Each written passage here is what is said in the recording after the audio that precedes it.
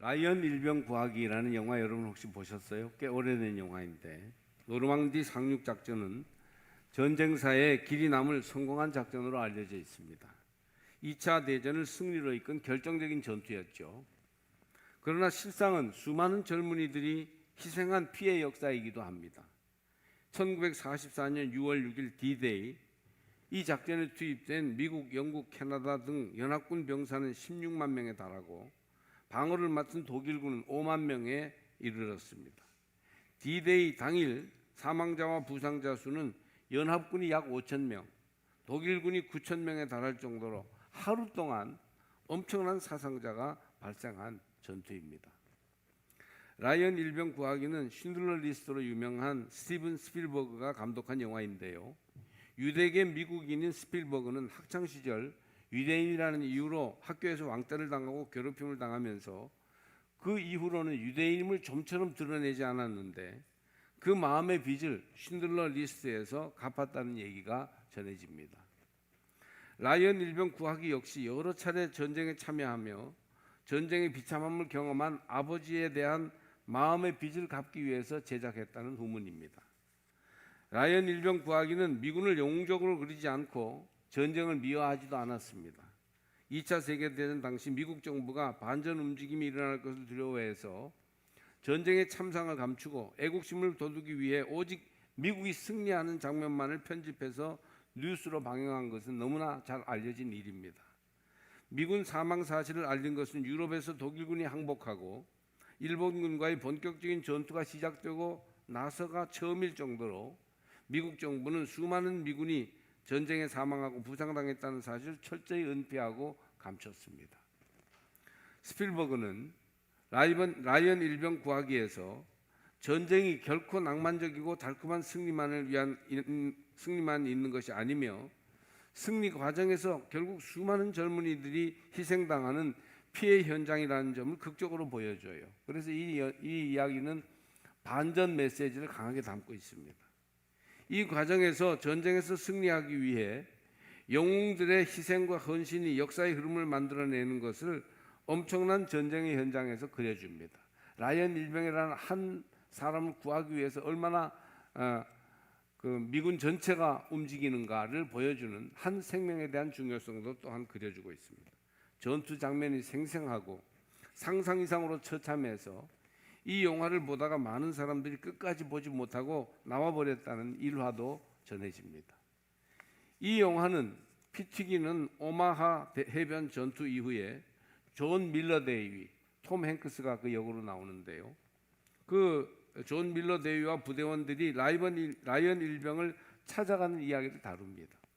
극중 라이언 일병의 모티브가 된 사람은 2차 세계대전 당시 미 육군 제101 공수사단 501년대 3대대에서 복무한 병장 프레더릭 닐랜드로 알려져 있습니다. 영화에서는 라이언의 다른 세 형제들이 전쟁에서 사망하면서 미군 수뇌부가 이것을 알고 살아남은 막내 라이언을 부모의 품으로 돌려주도록 결정합니다. 그래서 위험을 무릅쓰고 적진속으로 부대를 파견하게 되죠. 병사들은 라이언 일병을 구하기 위해서 목숨을 걸고 적진으로 들어가 전투하여 기어코 구해내고야 맙니다. 한 생명을 구해내기 위한 병사들의 처절한 희생과 투쟁은 오늘 우리가 한 영혼을 구하기 위해서 세상으로 나가는 이 삶의 현장에서 어떻게 해야 하는지를 생각나게 합니다. 여러분, 사람이 이 세상에서 태어나 할 수 있는 가장 보람 있는 일이 무엇일까요? 후회 없이 인생을 살 수 있는 일이 무엇이라고 생각하십니까? 자기 일에 성공하여 이름을 널리 떨치는 일입니까? 입신양명이라고 하죠. 돈을 많이 벌어 뭐든지 갖고 싶은 것을 갖는 것일까요? 누구에게 좋은 선물을 주거나 구제를 많이 하는 것입니까? 뛰어난 운동선수처럼 승승장구하여 사회와 이웃을 기쁘게 하는 일일까요? 다 좋은 일이지만 무엇보다 가장 귀한 일은 영혼을 구하는 일이 아니겠습니까? 이 세상에 태어나 살면서 누군가의 영혼을 죄악과 죽음에서 구할 수 있다면 이것이 가장 소중한 일일 것입니다. 여러분, 영혼을 구원하는 일은 어떻게 합니까? 복음으로만 할 수 있습니다. 수양으로 혹은 훈련으로 어떤 이념으로 때로는 친목이나 교육으로 영혼이 양육되고 발전할 수는 있으나 본성이 변화되어 구원받는 길, 죽음에서 생명으로 살리는 길은 복음밖에는 없어요. 당신이 만일 예수는 주님이라고 입으로 고백하고 하나님께서 그를 죽은 사람들 가운데서 살리신 것을 마음으로 믿으면 구원을 얻을 것입니다. 사람은 마음으로 믿어서 의에 이르고 입으로 고백해서 구원에 이르게 됩니다. 9절 10절 말씀이죠. 명문대학에 들어가고 뛰어난 재능을 닦아서 어느 경지에 이르러도 깊은 교양과 도덕을 수양해도 죄가 없어지는 것은 아니에요. 그것들로는 사람이 진정으로 새로워지지 않습니다.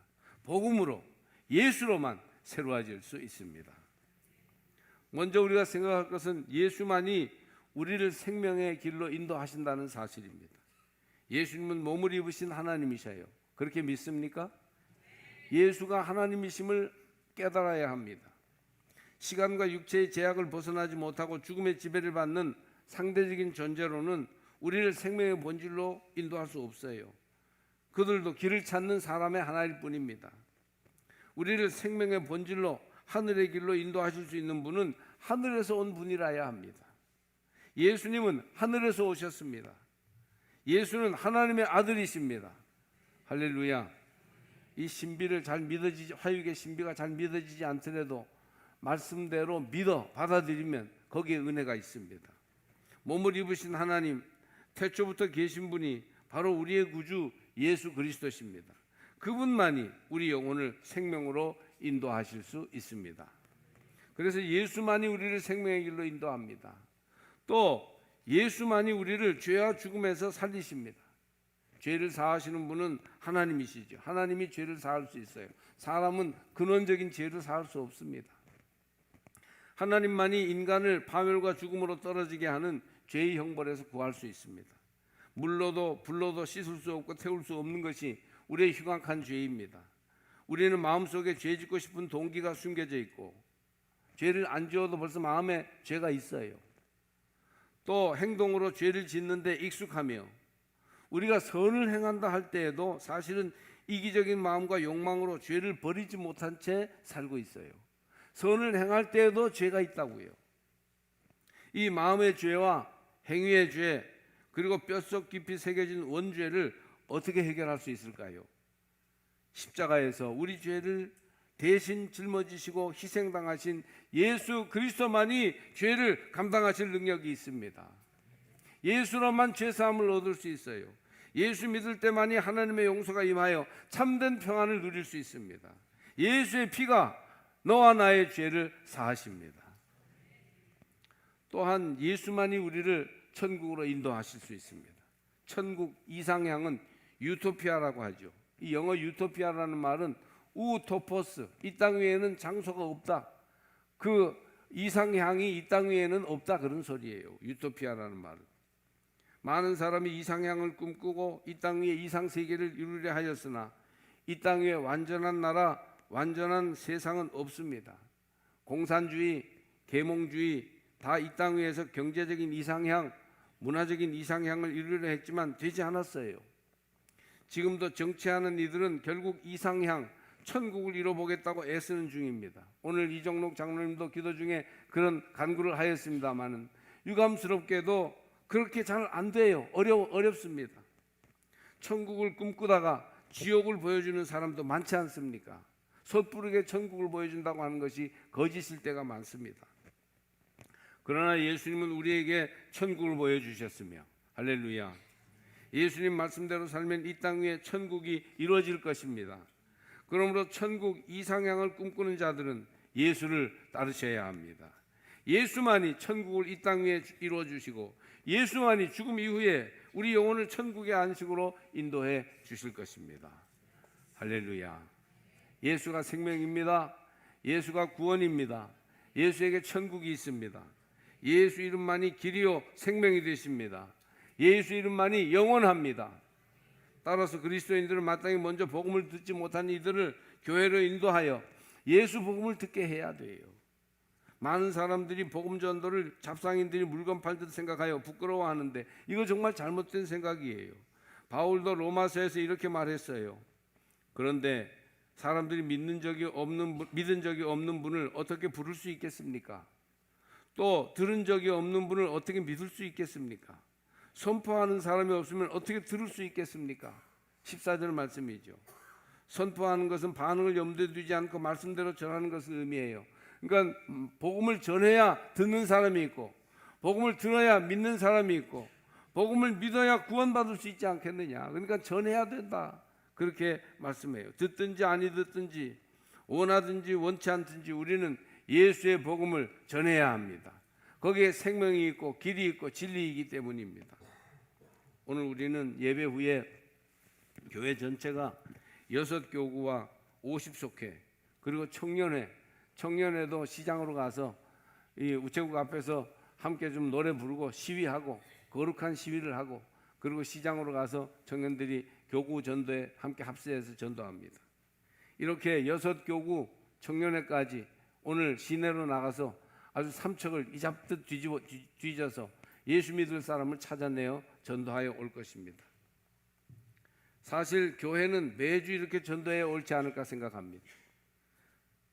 바쁜 우리들이 생활에 일들이 있고 다 시간을 맞춰 전도하러 나가기가 쉽지 않으니까 1년에 한 번만 이렇게 전교인 속별 거리 전도를 가는 것입니다.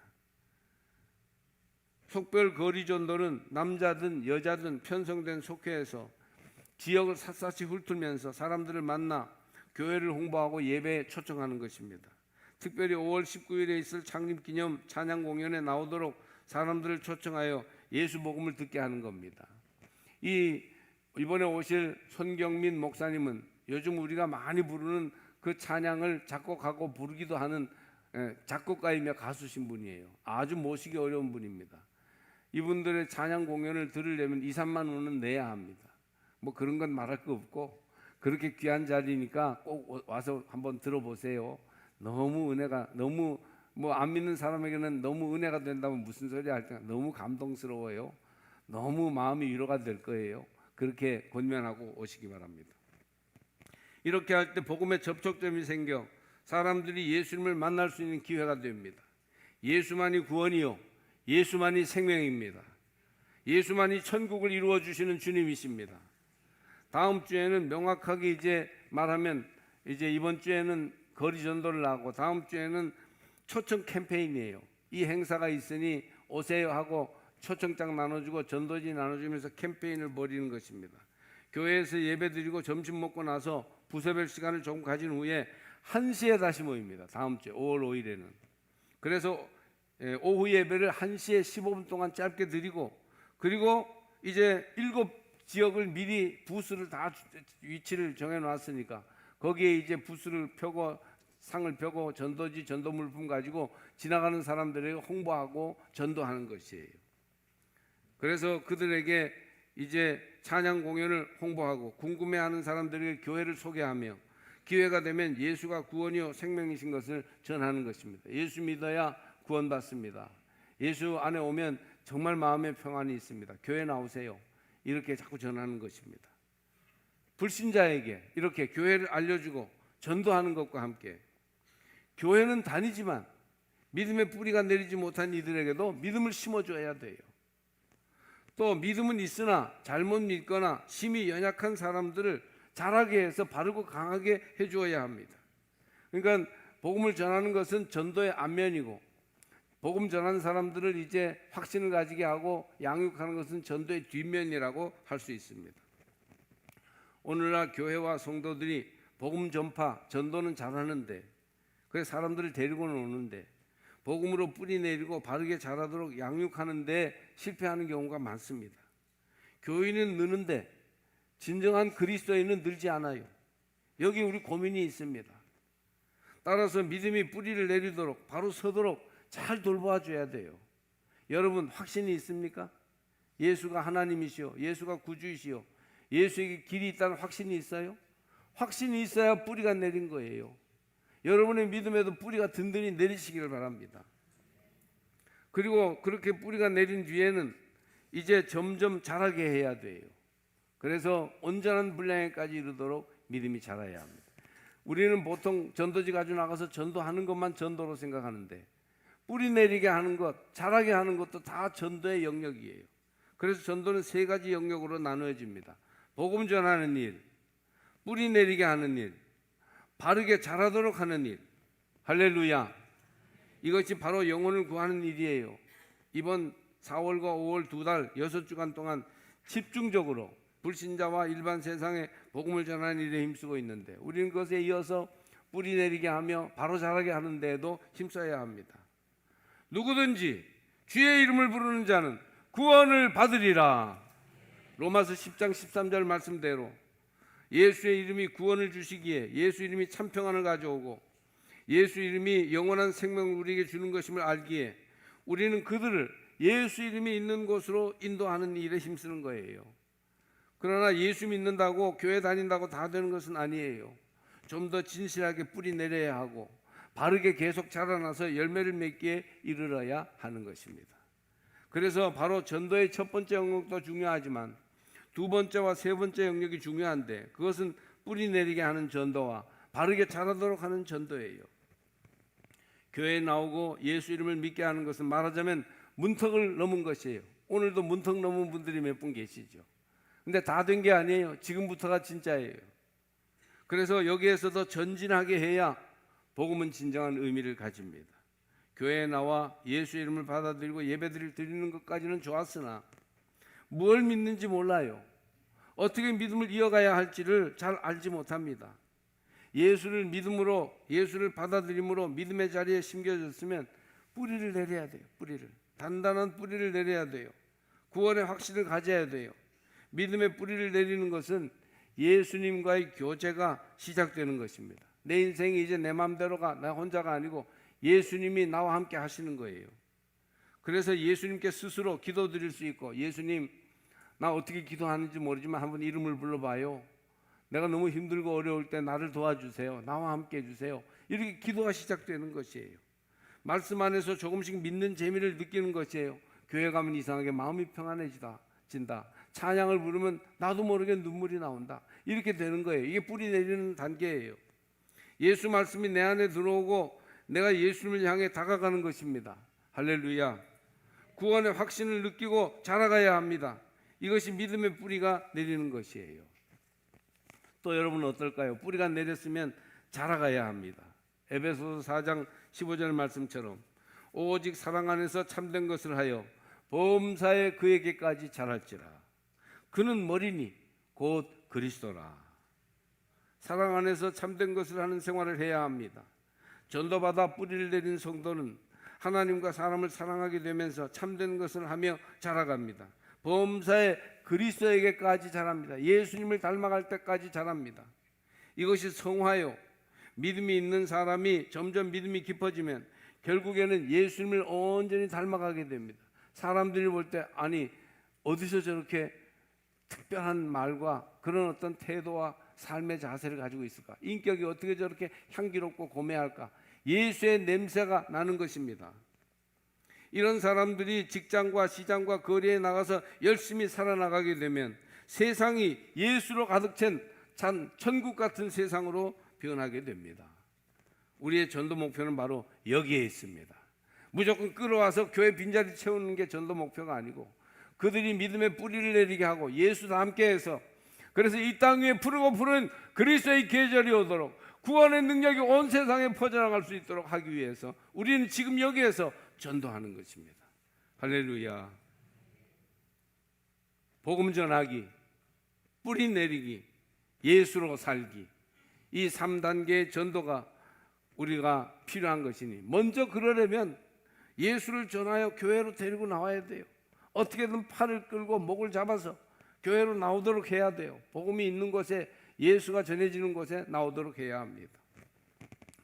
한국교회 부흥운동의 큰 별 김익두 목사님은 1874년 황해도 안악에서 출생하셨어요. 부친이 일찍 돌아가신 가정을 일찍부터 돌봐왔던 그가 너무나 가정을 위해서 헌신적으로 수고했는데 사기를 당해서 모든 재산을 잃게 됐어요. 너무 낙심해서 그때부터 타락하게 되었습니다. 날마다 주색 잡기에 빠져 방탕했고 사람들을 괴롭히는 불량배가 되었습니다. 열심히 살아도 안 되는 걸 어떡하냐, 이래서 자포자기하여 타락했던 것입니다. 그래서 만나는 사람마다 강제로 돈을 빼앗아서 보기만 하면 돈 내놓으라 그러니까 이 김익두의 별명이 김내라였어요. 그는 어느 날인가 장에 나갔다가 서양 여자가 전도하며 전해준 전도지를 받게 됩니다. 전도지를 받은 김익두는 나더러 양귀신을 믿으라고 하면서 그 사람이 보는 앞에서 전도지를 코를 풀어서 길바닥에 내팽개치고 말았습니다. 그러자 그 여자는 청년, 전도지로 코를 풀면 코가 썩어요, 그렇게 말했답니다. 그러지 말라는 것이죠. 그 후에 그는 어느 모로보나 자기보다 개화되어 있는 서양 여자가 멀리 이국 땅에 와서 저러는 것을 보면 무언가 있다, 그런 생각을 하게 되었답니다. 이때 친구인 박태우가 이 김익두가 이렇게 살면 안 되겠다 생각해서 전도하게 됩니다. 예수 믿어, 교회 나가, 그러면 살 길이 있어. 그렇게 전도를 박태우가 하니까 그 전도를 받아서 교회를 나가게 된 것이에요. 교회 나가서 정말 이 도리가 뭔지를 확실히 알아야 되겠다 해서 순한문 신약성서를 100번을 읽었습니다. 그래서 신앙에 심취했어요. 그 과정에서 가슴을 칼로 찢는 것 같은 불세례를 경험하게 됐고 자기가 이렇게 살아서는 안 된다는 것을 깊이 깨닫고 회개하게 됩니다. 그가 40일간 금식 기도를 하고 산에서 내려올 때 큰 불덩어리가 가슴에 떨어져서 화끈거리는 체험을 하게 됩니다. 성령을 받은 것이죠. 성령 세례를 받았어요. 그때 하늘에서 김익두야, 김익두야 하는 소리를 들었다고 합니다. 그는 하나님이 자신을 부르는 소리임을 깨달았고 하염없이 울며 감사 찬송을 드렸습니다. 그의 사역에서는 특히 치명의 역사가 많이 나타났는데 심지어 임태권 목사님은 이적 증명회를 만들어서 김익두 목사의 집회 현장에서 이적이 일어나는 장면을 기록했는데요. 사진을 찍어서 그것을 증명했는데 약 1만 명 가량의 치병자를 추측하고 있습니다. 1만 명의 병을 고쳤다는 거예요. 여러분, 한 사람을 전도하니까 이런 기적이 나타납니다. 저희 아내는 지난주에 어느 세미나에 가서 그곳에서 만난 어떤 사람과 자기 딸 믿음에 관한 얘기를 나누었다고 너무 참 감동된다고 그러고 제게 얘기해 줬어요. 부모는 두 분 다 퇴직 교사이고 딸은 의사인 집안인데 딸 가정이 서울에서 신앙생활을 잘하고 있다는 거예요. 원래 사위는 예수를 전혀 모르던 사람인데 결혼할 때 예수 잘 믿는 친정에서 자라난 딸에게 엄마가 예수 안 믿는 남편하고 어쩌려고 결혼을 하느냐 걱정하니까 엄마 염려 말아요. 저 사람은 틀림없이 신앙생활 할 사람이에요. 그렇게 하니까 말리지 못했다는 겁니다. 손자를 낳고 사위가 남의 손에 아기 양육을 맡기기 어렵다고 해서 친정 부모가 가까운 거리에 있으면서 출퇴근하다시피 해서 아이를 돌보는 이런 상황이 되어서 사정을 잘 안다고 하는 것입니다. 그런데 속회 같은 이 소그룹 신앙 활동을 이 딸내가 얼마나 열심히 하는지 엄마가 놀랄 정도라고 합니다. 그 속회는 딸내 집에서 매주 모이는데 아주 속회를 돌지도 않고 그 속장 집에서 계속 모이는 거예요. 그 속회는 의사 속회랍니다. 서울대 의대를 나오고 병원에서도 바쁜 사람이니까 부부가 의사니까 뭐 특출한 가정이죠. 그래도 불구하고 매주 속회만은 자기 집에서 모이면서 속회 식사 대접을 매주 준비하여 낸다고 합니다. 의사 가정이 겉으로는 좋아 보일지 몰라도 생각보다 힘든 경우가 많고 아이들도 문제아가 의외로 많다는 것입니다. 그런데 이 신앙 모임에 참여하면 말씀과 예수 사랑이 있으니까 아이들도 좋아하고 많은 대화를 나누다 보면 문제도 해결되고 마음도 위로받고 새롭게 소생돼서 힘을 얻어서 간다는 거예요.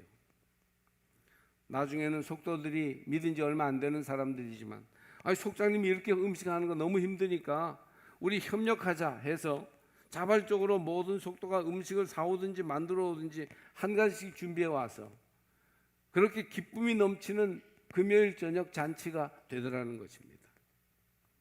아이가 자폐증으로 매일이 지옥 같았던 한 가정은 아이가 금요일 이 속회 모임을 기다리고 오면 가족들이 함께 대화를 나누며 즐거워하기 때문에 그 자폐증이 저절로 친구들 사귀는 가운데 저절로 해결되는 은혜를 받았다고 하는 것입니다. 사위도 의사인데 지금은 사위가 딸보다 훨씬 열심히 예수님을 믿는다고 합니다. 할렐루야. 가족을 전도하십시오. 이런 놀라운 복이 따라오게 될 줄 믿습니다. 중요한 것은 이런 일들이 다 전도가 가져온 기적이라는 것이에요. 전도하면 구원받습니다. 전도하면 변화됩니다. 전도하면 말씀과 동행하는 새 삶이 열려지게 되는 것입니다. 전도와 양육이 신앙을 삶이 되게 하고 말씀이 육체를 입게 하며 기적을 가져오는 능력이 되는 줄 믿습니다. 그런즉 그들이 믿지 아니하는 일을 어찌 부르리요? 듣지도 못한 일을 어찌 믿으리요? 전파하는 자가 없이 어찌 들으리요? 아름답도다 좋은 소식을 전하는 자들의 발이요.